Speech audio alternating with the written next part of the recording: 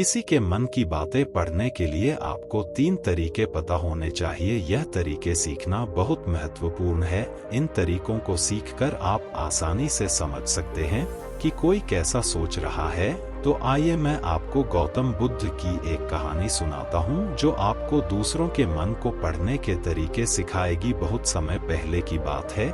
एक छोटे से गांव में 2 भाई थे। बड़े भाई अंधा था, इसलिए वह हमेशा घर पर ही रहता था और छोटे भाई खेती करता। हालांकि खेतों में बहुत सारे जानवर थे और उनके कारण पूरी कृषि बर्बाद हो रही थी। इससे छोटे भाई को बहुत परेशानी हो रही थी। फिर एक दिन उसे ख्याल आया कि वह अपने अंधे बड़े भाई की मदद क्यों नहीं लेता ताकि वह खेतों से जानवरों को भगा सके। क्योंकि उसका बड़ा भाई अंधा था, वह खेत में बैठकर जानवरों की आवाज सुनते ही उन्हें डरा सकता था। इस तरीके से हमारी कृषि बच सकती थी। इस सब कुछ सोचने के बाद उसने अपने खेत में एक छोटा सा झोपड़ा बनाया और अपने अंधे भाई को उसमें रखा। उसने उससे कहा, भाई अगर तुम किसी जानवर की आवाज सुनो तो जोर से चिल्लाओ और जानवर यहाँ से भाग जाएंगे। इससे हमारी फसलें बच जाएगी। बड़ा भाई अपने छोटे भाई के विचार से सहमत हो गया और खेत में बैठने लगा। जब कभी उसे किसी जानवर की आवाज सुनाई पड़ती, वह तुरंत जोर से चिल्लाने लगता और जानवरों को डराकर भगा देता। वे कई दिनों तक यह अभ्यास जारी रखते हैं।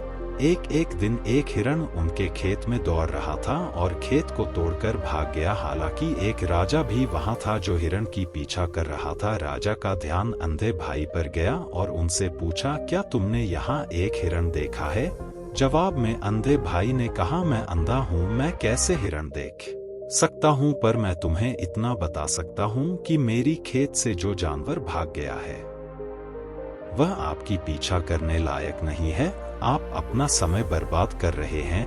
उस अंधे के शब्दों से चौंका हुआ था। उसे आश्चर्य हुआ कि अंधा यह कैसे कह सकता है कि जो हिरण मैं ढूंढ रहा हूँ वह पीछा करने लायक नहीं है। तब राजा ने अंधे से कहा, क्या तुम मुझसे झूठ नहीं बोल रहे? एक और तुम कहते हो कि तुम अंधा हो और दूसरी ओर तुम यह दावा करते हो कि वह जानवर जो यहाँ से भाग गया है मेरे पीछे पड़ने के लायक नहीं है। फिर अंधा भाई ने कहा, ओ राजा, वह प्राणी जिसे तुम हिरण समझ रहे हो वह वास्तव में हिरण नहीं है, वह एक मादा हिरण है और मेरे ज्ञान के अनुसार वह गर्भवती है। मैंने कभी सुना नहीं है कि कोई राजा एक गर्भवती मादा हिरण की शिकार करता है।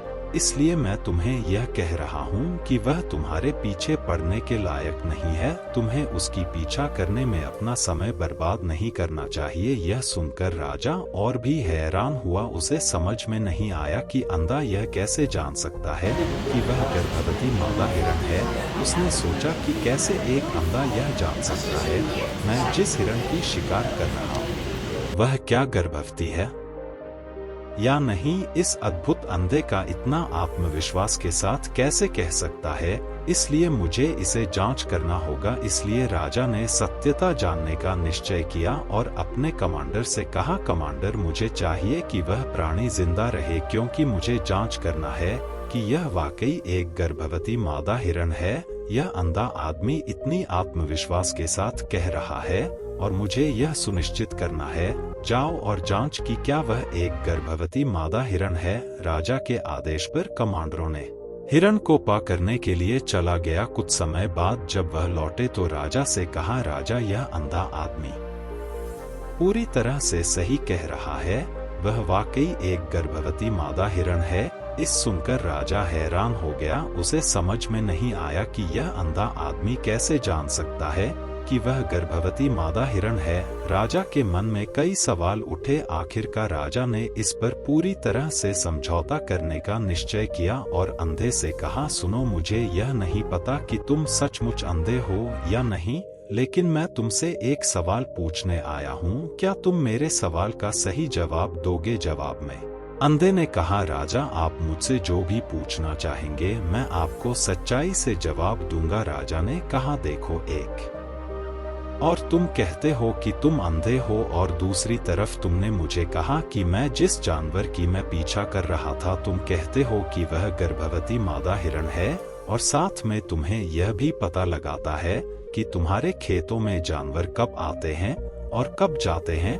तुमने यह सब कैसे अनुमान लगाया? तब अंधा आदमी ने समझाया, सर, जब आप उस मादा हिरण की पीछा कर रहे थे तो उसकी गति और दौड़ते हुए आवाज से ही मुझे पहले से ही समझ आ गया था कि यह हिरण है। और मेरी खेत की बांध काफी छोटी थी, उसकी ऊंचाई ज्यादा नहीं थी। अगर यह सामान्य हिरण होती तो वह आसानी से उस बांध को पार कर सकती थी, लेकिन वह हिरण ने उस बांध को तोड़कर भाग लिया था, और यदि वह बांध पार करने की कोशिश करती तो उसके संतान को खतरा होता। इसलिए मुझे समझ में आ गया कि वह गर्भवती है। इस व्याख्या को सुनकर राजा अंधे के विशेष ज्ञान और कौशल को देखकर चौंके हुए हैं। वह समझता है कि यह व्यक्ति अंधा होने के बावजूद अनूठी जानकारी और क्षमताओं से संपन्न है। राजा इसका लाभ उठाने का निश्चय करता है और अंधे से एक और सवाल पूछता है। राजा कहते हैं, तुम बुद्धिमान हो और तुम्हारी कई बातों की गहरी समझ लगती है। आज मैंने तुम्हें यहाँ बुलाया है ताकि जान सकूं कि मेरी पत्नी मेरे प्रति विश्वासी है या नहीं। अंधा आदमी जवाब देता है, ओ राजा, ऐसा सवाल कैसा है? आपका विवाह कई सालों से चल रहा है और अब आप ऐसी बातें जानना चाहते हैं। ऐसे सवाल आपके मन में क्यों उत्पन्न हो रहे हैं? हालांकि राजा कहता है, तुम्हें इस सवाल का जवाब दे देना होगा। अगर तुम मुझे उत्तर नहीं दोगे तो मैं तुम्हें मृत्यु दंड से सजा दूंगा। राजा की धमक सुनकर अंधा कहता है, बहुत अच्छा, मैं तुम्हारे सवाल का जवाब दूंगा। और राजा, अगर तुम इस सवाल का जवाब चाहते हो तो तुम्हें मेरी एक सेवा करनी होगी। राजा पूछता है, मुझे बताओ, मुझे क्या करना होगा? व्यक्ति जवाब देता है, उसके लिए तुम्हें अपनी पत्नी को मेरे साथ एक कमरे में अकेले छोड़ देना होगा। यह सुनते ही पहले तो गुस्सा होता है, लेकिन कुछ समय सोचने के बाद वह उस व्यक्ति की बात मानता है और अपनी पत्नी को उसके साथ एक कमरे में भेजने का आदेश देता है। कमांडर उस पर क्रियान्वयन करता है और अंधे आदमी और रानी को एक कमरे में अकेले छोड़ देता है। उस समय अंधा अपनी बात कहते हैं, मुझे तुम्हें छूना है। यह सुनते ही रानी बहुत गुस्से से भरी हो जाती है और अंधे को पीटने लगती है, कभी हाथों से तो कभी पैरों से और कभी पूरी ताकत से वह उसे बेहद बेरहमी से पीटती है। बाद में किसी तरह अंधा अपनी जान बचा लेता है और राजा के पास जाता है। उसने राजा से कहा, ओ राजा, आपकी पत्नी विश्वासी नहीं है। इस सुनते ही राजा बहुत गुस्से से भरकर अपनी तलवार निकालता है और सीधे अपनी पत्नी के पास जाता है। उसने उससे गुस्से में कहा, रानी, आज मैं तुमसे एक सवाल पूछूंगा और तुम्हें सच्चाई से जवाब देना होगा। अगर तुमने झूठा बोला तो मैं तुम्हारा सर तुरंत अलग कर दूंगा। उसने पूछा, मुझसे कहो, क्या तुम विश्वासी हो या नहीं? इस पर रानी ने कहा, ओ राजा, तुम मुझे मार दो लेकिन मैं विश्वासी नहीं हूँ। राजा बहुत खुश हुआ क्योंकि वह सब कुछ जो अंधे ने कहा था वह पूरी तरह से सच था। इस सुनते ही राजा तत्काल अंधे के पास जाता है और पूछता है, तुमने कैसे जान लिया कि मेरी पत्नी विश्वासी नहीं है? अंधा उत्तर देता है, ओ राजा, यह काफी सरल है। मैंने आपकी पत्नी से कहा कि मैं उसे छूना चाहता हूँ और वह इतनी रोष में आ गई कि मुझे मारने लगी। वफादार औरत कैसे किसी अन्य पुरुष को छू सकती है? जब मैंने उससे कहा कि मैं उसे छूना चाहता हूँ वह मुझे इनकार कर सकती थी, लेकिन उसने मुझे मारना शुरू कर दिया और उस प्रक्रिया में उसने मेरे पूरे शरीर को छुआ। अब तुम मुझसे बताओ, इस प्रकार की औरत विश्वासी कैसे हो सकती है? राजा कहता है, तुम बहुत बुद्धिमान हो। ठीक है, तो चलो आगे बढ़ते हैं। उसके बाद वह जोर से कहता है, एक और सवाल का सही जवाब दो और मैं तुम्हें यहाँ से जाने दूंगा। राजा फिर पूछता है, मुझे बताओ, क्या मैं सचमुच मेरे पिता का बेटा हूँ या किसी और का? इस पर अंधा आदमी उत्तर देता है, ओ राजा, इससे तुम्हारा क्या लेना देना है? चाहे आपके माता पिता कौन हो, आप इस राज्य के राजा हो तो इस सवाल को छोड़ दो। लेकिन राजा जिद करता है, नहीं नहीं, मुझे इस सवाल का सटीक जवाब चाहिए, वरना यह सवाल मुझे हमेशा परेशान करेगा। इसलिए मैं सच्चाई जानना चाहता हूँ। अगर तुम सही जवाब दोगे तो मैं तुम्हें यहाँ से जाने दूंगा। अंधा आदमी उत्तर देता है। ओ राजा, मेरे लिए इस सवाल का उत्तर देने के लिए तुम्हें अपनी माँ के पास जाने की कोई आवश्यकता नहीं है।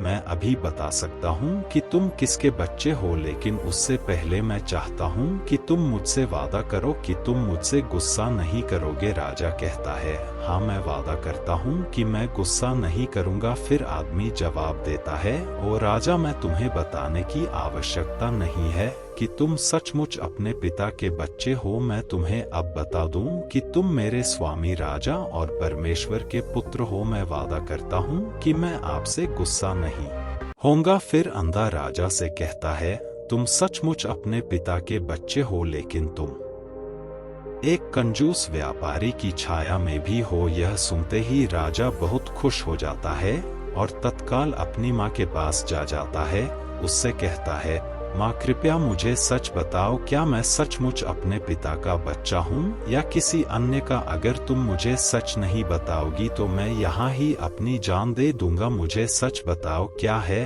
राजा की माँ कहती है, पुत्र तुम सचमुच अपने पिता का बच्चा है, लेकिन तुम एक कंजूस व्यापारी की छाया में भी हो। जब मैं नहाकर अपनी आवश्यकता अनुसार देख रही थी तो मैंने तुम्हारी ऊपर कंजूस व्यापारी की छाया देखी। यह सुनते ही राजा बहुत खुश हो जाता है और तत्काल ही अंधे के पास लौटता उससे पूछता है, तुमने कैसे जान लिया कि मेरी ऊपर कंजूस व्यापारी की छाया थी? अंधा जवाब देता है, ओ राजा, आप मुझसे कई सवाल पूछते हैं और मैंने सभी के सही उत्तर दिए हैं। अगर आप कोई अन्य राजा होते तो मैंने अब तक कई पुरस्कार प्राप्त कर लिए होते, लेकिन आपने मुझे कुछ नहीं दिया। मैंने अब तक एक भी पैसा नहीं लिया है, इसी से मैंने अनुमान लगाया कि आप बहुत कंजूस है। यह सुनकर राजा हंसते हुए कहता है, जो भी तुम मांगो मैं जरूर दूंगा, लेकिन मुझे बताओ तुम कैसे जान लेते हो क्या सही है और क्या गलत, और तुम इतने सटीक और निष्कलंक उत्तर कैसे दे सकते हो? अंधा आदमी कहता है, ओ राजा, मैं प्राकृतिक रूप से अंधा हूँ। अगर मेरी आंखें होती तो मैं किसी के विचारों को आसानी से समझ सकता। मन का अपनी भाषा होती है और इस भाषा को किसी के शरीर की क्रियाओं में देखकर समझा जा सकता है। व्यक्ति की आंखों, होठों, काम करने के तरीके और उनकी गतिविधियों को देखकर हम समझ सकते हैं कि उसके मन में क्या चल रहा है।